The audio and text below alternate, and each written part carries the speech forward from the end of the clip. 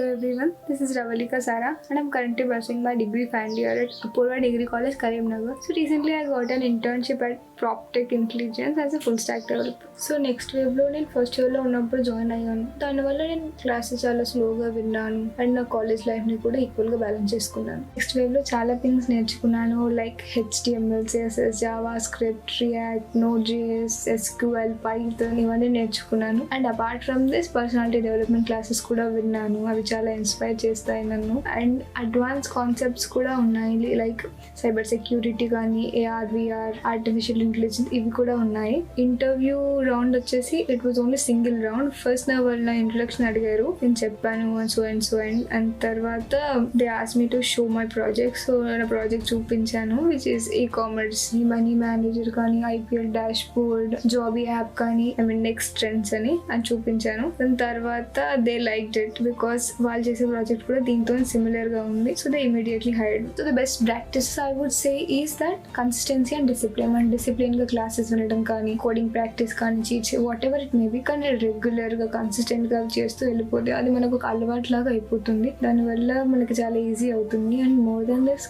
అప్పుడప్పుడు ఎర్రర్స్ కూడా వస్తాయి, బట్ ఎందుకు వచ్చింది, ఎక్కడ వచ్చింది అని మనం వాటి ఫైండ్ అవుట్ చేసి ముందుకెళ్ళాలి.